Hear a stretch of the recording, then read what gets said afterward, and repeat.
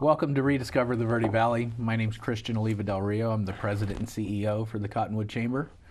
And with me today is Damien Browning. He's the CEO for Steps to Recovery Homes.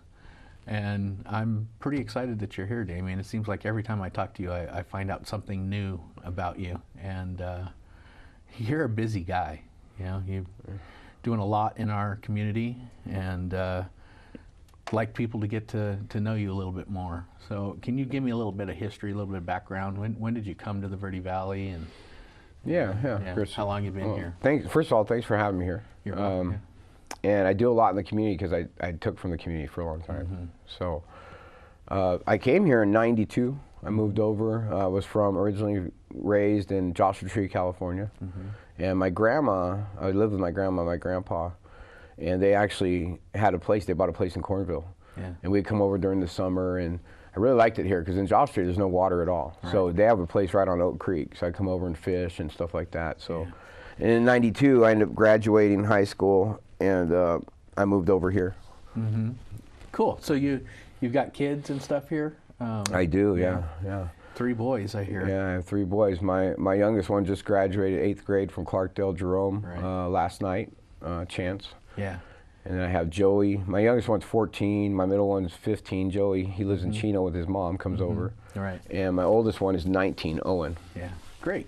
So married? I am remarried, yes. Congratulations. Yes, That's I am awesome. remarried, yes. That's been a struggle to keep that. Been some challenges. No, it's great. She's great. She's a great woman. Right. She accepts me for who I am. She's a very good mentor and teacher. And she's wonderful. Right. You know, she's really straightforward. Yeah, that's good. And she's a great business partner too. Yeah, right? she's got a lot of integrity. Yeah. It's good. Cool. So so what was it that really brought you here? You know, To the Verde Valley? to the Verde Valley. Well, change. I just wanted change. You know, I never really felt okay with me. You know, my parents weren't really in my life all the time, and I felt like I was just, you know, I was defective. Right. So I was using, you know, I was using substances all the time, and I thought, you know, my life really wasn't going forward where I was at. So I thought I would do a geographical and change, and I could start my life over. Right, right. But then you came here, and you kind of found the same stuff. Kind of found the same stuff. I know. You know, it's interesting because we were talking about that, right? Was that you know, a lot of people don't know that, you know, I moved here from California over 24 years ago, and same thing. You know, I was, you know, dealing with substances and had my addictions, and had to step away and leave everything that I knew there, and came here. Thinking, you know, and it was going to be a bright, new, shiny thing. And it was always that for me. If I could just get the right job or the right girl or the right place, or, you know, then I could put my life together, and I know I was a good person, and But then we came here and we discovered there's a lot of the same stuff here, right? Yeah, because I wasn't focusing on why I was doing that stuff. Exactly. That's the key, I think, and we were kind of touching on that too in some conversations that we had, that, you know, if you don't realize the root of the issue, Yeah, so that's really, you know, that's really what I'm about today, is trying to get people to embrace their purpose. I never knew I had a purpose. Yeah. I never knew I deserved things. Yeah. You know, I didn't know why I acted the way I did. I knew I was a good person, but I made bad decisions. Yeah. And you know, now today I've done a lot of work, and I'm able to make better decisions most of the time. I think 95% of the time I make pretty good decisions. Yeah. Right. You know, it used to be the flip side. It would be 5% of the time. Yeah. So I acted on impulse, and I'd react to things, and I'd just do what I wanted to do. Sure. And I'd blame everybody else. Right. And today it's different.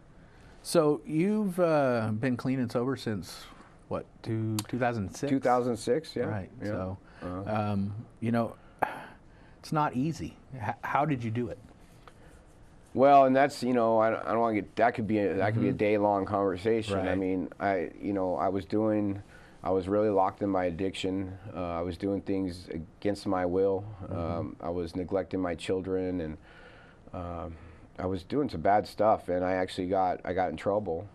Thank God for that, you know, thank God that, and I actually got sent to prison for, you know, I got in a bad traffic accident, and I got a whole bunch of other felonies after that fact, and I ended up doing 5 years in prison. And you know, sitting incarcerated and actually being able to really think about my life and realize in my heart that I'm a good person. What happened to my life? Because when I was young, man, I was in computer assisted design. I was really smart. I was really, you know, I had a good heart. Right. And I think I always have, but that's what happens. And that's why. Yeah, most people do. Well, right? most people with addiction issues are really good people. Yeah. And they're just misguided, and there's just some neglect or some low self-worth that drives what they do, and they don't really know why. Right.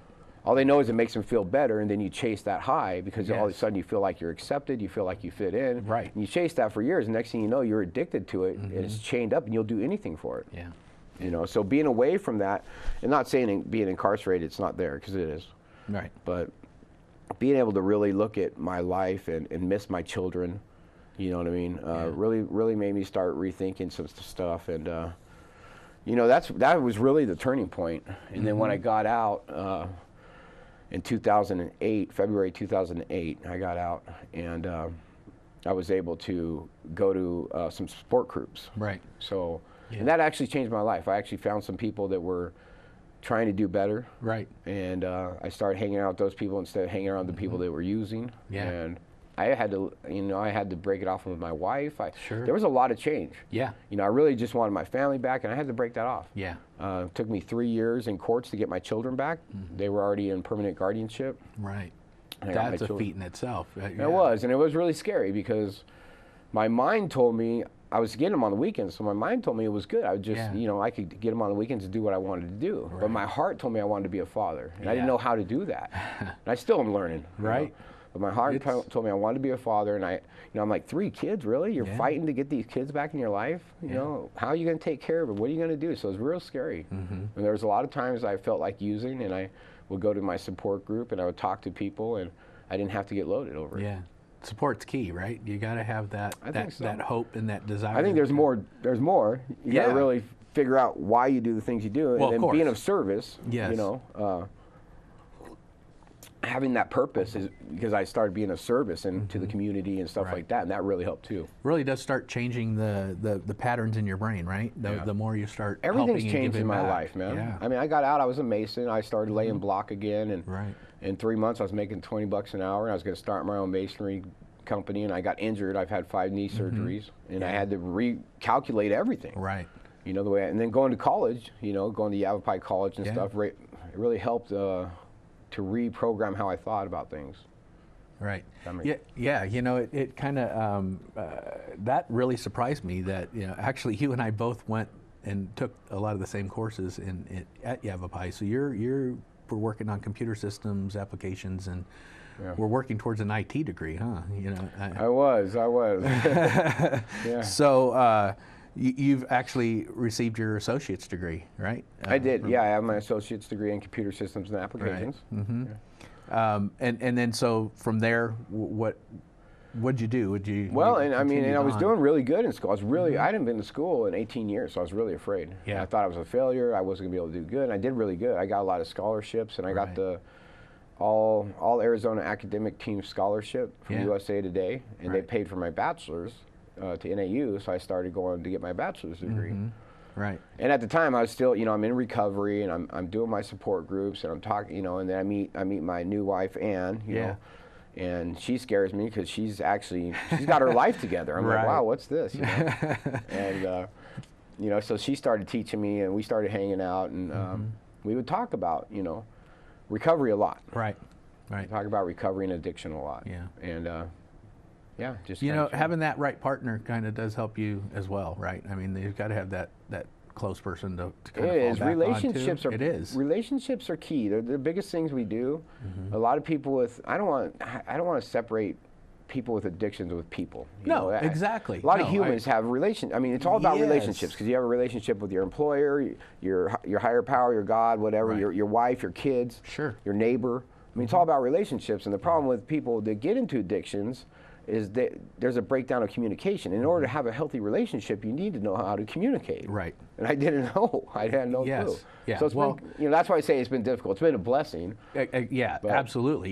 You can't deny that. You know, the thing that I found for me in my recovery too is, you know, associating myself with certain groups of people. You know, you could always get stuck in the rut, you know, but if you're strong enough to be able to pull yourself out of that, you can start seeing that there are other people and there's other ways of thinking that can help you get through that, you know, and that's kind of what I had to do by moving away from California and moving away from everybody that I knew that was stuck in that routine, and then avoiding them here, you know, and trying to train my brain to reprogram. So it's kind of interesting that you went into computer systems and applications, because you're right, kind of programming that computer. And I liked one of the things I liked about it was helping people. Right. Helping people, you know, figure out how to use Office or how to clean up their computer. Or, you know, like that. All right. Cool. Well, hey, we're going to go ahead and take a quick break, and then when we come back, we'll talk a little bit more about Steps to Recovery Homes and all the great things you're doing in our community, okay? Sounds good. All right. Thank you. Come on back.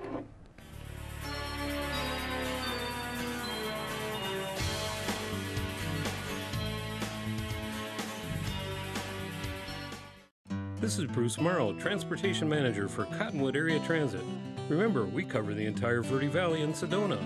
Cottonwood Area Transit has you covered wherever you want to ride in the Verde Valley, all day, every day. Take Cottonwood Area Transit through Clarkdale, Verde Village, and from 26 locations in Cottonwood. With Verde Links, it's a quick and easy trip to Sedona every day. Don't forget our connectors to Camp Verde. Visit cottonwoodaz.gov for Cottonwood Area Transit and take a seat. Let's go ride. There are people who struggle with addiction and homelessness. Sometimes it may feel like there is nothing we can do to help. But there is. You can make a tax-deductible donation and help those in need transition away from homelessness. When you give someone a handout, you could actually be supporting an addiction. A better life starts with better health, especially for those living in the streets. Support solutions, not addictions. You can make a difference. Visit cottonwoodcares.com.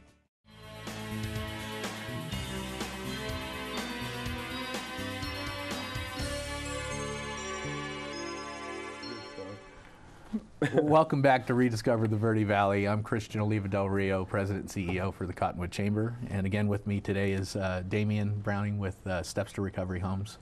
And you know, we were just talking at the break about communication, right? It's a little bit awkward, right?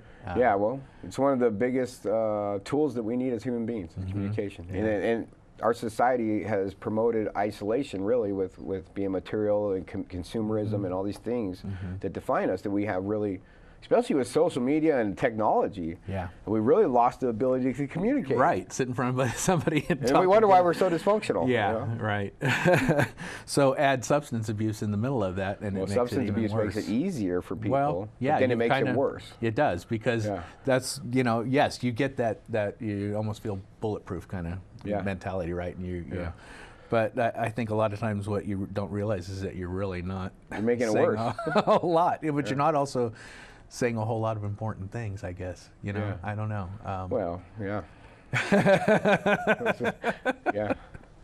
Anyway, so so being in the valley and living with this addiction and all these experiences that you went through, how much help did you have? With what? With trying to change your life. Well, I had a lot of help, man. Like I said, my grandparents, they took me in when I got out of prison and let me live in their shed, and they would give me rides to these support groups, and I started building a foundation, and everybody was really supportive. Yeah. You know, it took a lot of my own work, though. I mean, because me, it's like being clean is one thing, getting clean is one thing, staying clean is a whole different thing. So if I don't want to use and I want to put my life together, I had to relearn a lot of stuff. Right. I'm still doing it. Right. You know, I still live with it. I'm grateful. I'm a grateful addict today. I don't think that my addiction defines me, but it's not going to go away. I still have there's a mental part to it where every day there's still these thoughts that go through my head like crazy, and I just don't. It's about if I buy into them or not. Right. You know, so I still have this thing. It's not going away, and I've accepted that. But it doesn't really define me. Some people say, well, if you say you're an addict, you know, it defines you and keeps you down. Well, no, you just got to understand. Understanding is a big principle that I need to, you know, understand what it is. Right. Right. You know. So then, what stirred you to start Steps to Recovery Homes? Man, my life has been changed so much, like 180 degrees. Like I have things. And I mean, just being clean, I started saving money. I started having a relationship with my kids. I didn't have to lie anymore. Yeah. All the things, you know, going to college, getting real friends that didn't want anything off me, building a relationship with my grandparents and my parents again, and my children, and, you know, all these things that I started putting together. It's like, man, if I could do this, because I was pretty dysfunctional. Yeah. I mean, you know, at the end, it was pretty bad. Yeah. I don't want to really go into too much of that, but it was really bad. Sure. And if I could do it, anybody could. Yeah. They just needed the right tools. Right. You know. So in talking with your wife, Ann. Well, we would see, you know, we would see people relapse a lot, and we would see, and there's some other places that help people in the Verde Valley, and not that they're bad places or anything. There's different approaches. What we would see is they weren't really getting the tools. Now, whether they weren't really asking for them or whatever, who knows? They weren't really getting the tools that they needed to actually rebuild their lives, like the deep tools, the skills. You know, because there's skills that we've either lost in addiction or never got. Right. So we wanted to do something for the people that we had life skills classes, life coaching. Life so we coaching. And what we would talk about was health and finances. Like finances, we've been finding out in the last 5 years, finances is like 90% of, well, relationships too.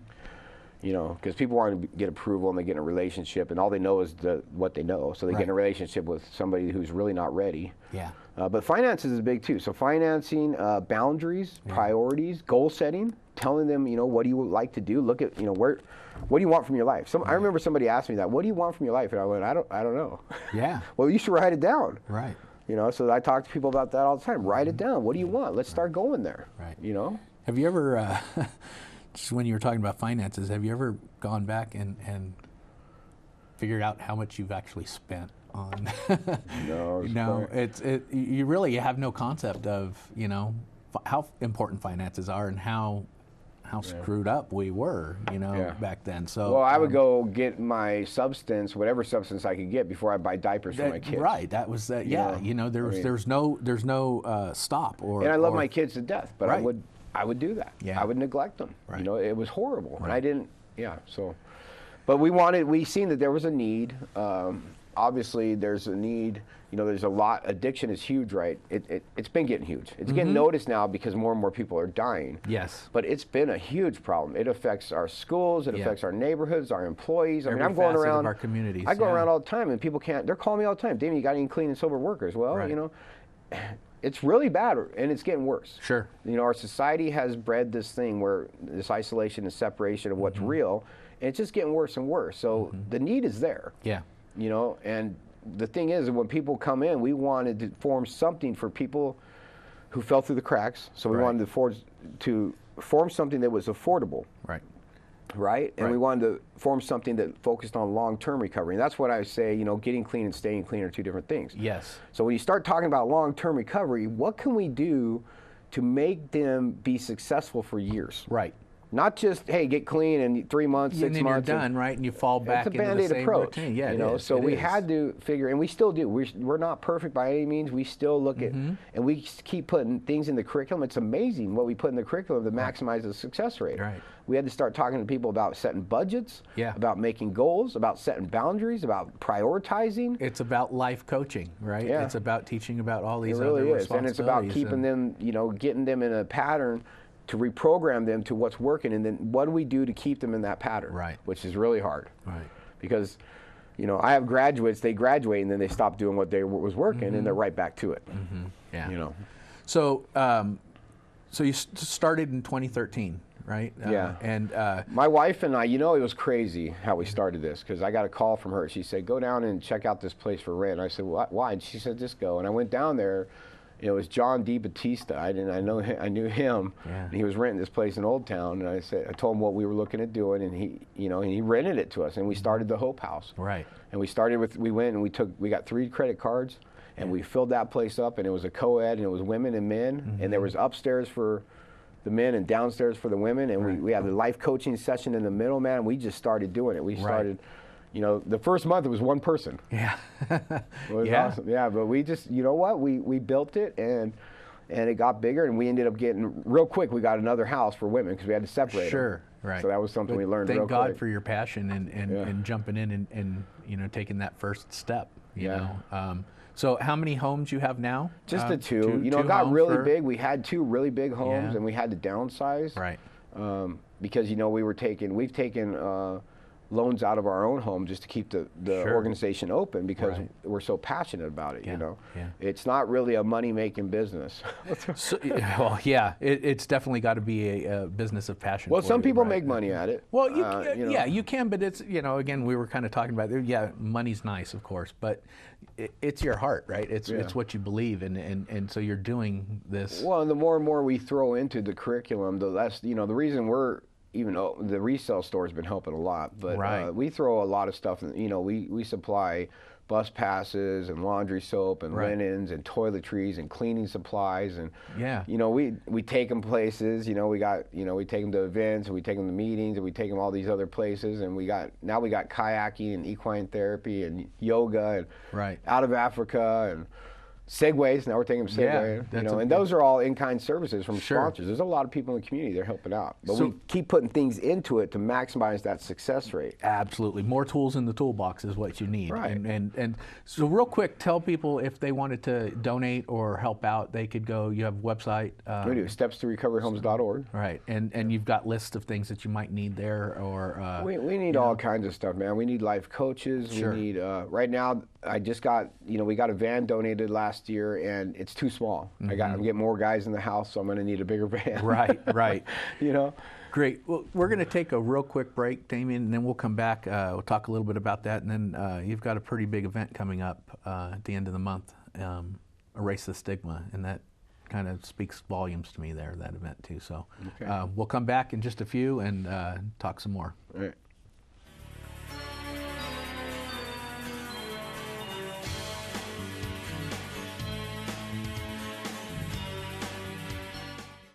This is Bruce Morrow, Transportation Manager for Cottonwood Area Transit. Remember, we cover the entire Verde Valley and Sedona. Cottonwood Area Transit has you covered wherever you want to ride in the Verde Valley, all day, every day. Take Cottonwood Area Transit through Clarkdale, Verde Village, and from 26 locations in Cottonwood. With Verde Links, it's a quick and easy trip to Sedona every day. Don't forget our connectors to Camp Verde. Visit cottonwoodaz.gov for Cottonwood Area Transit and take a seat. Let's go ride. There are people who struggle with addiction and homelessness. Sometimes it may feel like there is nothing we can do to help. But there is. You can make a tax-deductible donation and help those in need transition away from homelessness. When you give someone a handout, you could actually be supporting an addiction. A better life starts with better health, especially for those living in the streets. Support solutions, not addictions. You can make a difference. Visit cottonwoodcares.com.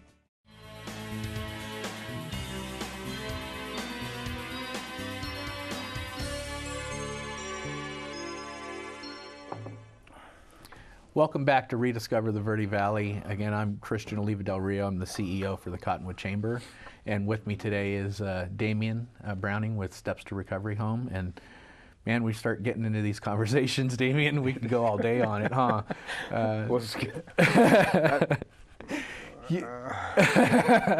So some of the areas I want people to know about, you guys offer a lot of different programs through your recovery home, and one that's really stood out to me is the job skills. So we got Miracles Happen. It's coming up on 3 years. Miracles Happen being open. So Miracles Happen is a great hub to when people come in, we get them put right to work. They do community service. They're mandated to do volunteer service in our program. So at first, the first month they do with us, we get to teach them how to interact with people. And United Way just took on a partnership with us on a social enterprise. So we secured a warehouse. Yeah. So with the warehouse, it's the very beginning of a job development program. So what I'm going to do is get more people. I'm going to go around to all the businesses and get more and more people to donate items to us, and I'm going to bring them in. I'm going to train people to refurbish them. I'm going to train people to clean them, put them online sales, organization, eBay, all this other stuff, so they can actually work under us for a week to 3 months and get a resume, and they can get some of those. They can ease into it because there's a lot of barriers to employment. They don't know how to communicate. They don't know how to talk about their feelings. They don't know how to be reliable. They take everything personal. I mean, there's a lot of things, and there's a workforce that's gone. For sure, right? So, yeah. So, and that's an issue that our community, a lot of communities around the country, are facing, is that the workforce. I'm about ready to go door to door again. I do it every year when my events come up, and one thing I hear from 80% of them is we can't find reliable workers. Right. And I say, well, why? Well, you know, they come in hungover. It's always something about addiction, you know, some kind of domestic violence. You know, there's something going on where there's some, you know. So my thing was like, man, I can help these people maximize the success rate by making them employable. Right. Teaching them how to remain employable, and creating a workforce for the community. Because people addiction issues like you and I are very, very successful. We're very, very talented people. We just put all of our energy into the wrong directions. Exactly. Yeah. So it's trying to get that refocused. Another thing we're doing is when they come in, because 90% of our people come with no money. So when they come in, we're actually letting them work for us to offset their cost till they find another job for the first 2 weeks. Right. So it's really cool, man. Man, it's amazing work that you're doing. Tell us a little bit more about the Miracles Happen, in case people don't know. Miracles Happen resale stores on the corner of 89A and 6th Street. It's 516 East State Route 89A. It's right next to Vinny's Pizzeria in the old Clemenceau Plaza. We pick up donations, and man, it's a beautiful store. I mean, you know, it takes so much work, but we're focused on presentation, customer relationships. Yeah. You know what I mean? So we're trying to focus on getting a little bit higher in nice end items, but keeping them at real close to a thrift store price. So everybody. And what's cool about the store is now people that are homeless, people that come into us, we are able to clothe them. Yeah. And when people move out of our programs, I furnished, last year alone, I furnished 5 apartments just to people that moved out of our programs. Right. Plus, people have come to me from other programs in the area and need help, and I help them out. Right. It's a true blessing because, you know, a lot of times, like you said, it's all about not just getting clean, but staying clean. And, you know, you're a blessing in disguise there because, you know, I was lucky I had my in-laws when I moved here that, you know, helped me through that process. You had your grandparents and everything. Like, not everybody has that. And it's nice to see that they might have you. Well, and we donate to all those stores. So it's really also about working in cooperation in the community. Yes. We're all connected, man. It's about getting back to that connection, realizing that we're all connected. Now, we're always not going to get along, but how do we help another? Right. So you've got a big event that's coming up the end of the month. I do. Erase the Stigma. And to me, that just the name of the event itself. That's right. Yep. He's going to have it on the screen here too. But, you know, there is a stigma related with addiction. Well, we just had the Dinner for Hope. We have 3 big events, and we have a Volunteer Appreciation Day. You're going to be hearing about that. Then we have the Roots Roll and Ride, which is a American Roots Festival. It's a clean and sober concert in October. And Erase the Stigma is one of my babies that I thought about. How do because there's a stigma around everything, but there's a huge one around addiction. And it's usually because of fear, because we don't know how to deal with what we don't understand. Right. So Erase the Stigma is really, it's a free event. We're going to feed the public. It's going to be at the Rec Center on June 30th from 10 to 3. And we're going to feed everybody and give away free Rec Center passes. So bring your people. It's family friendly. Last year we fed 175 people. We gave away 70 Rec Center passes. We had 35 booths of organizations. So if you have an organization that helps people with addiction or mental health, you can have a booth there. Right. So we're going to talk about the issue.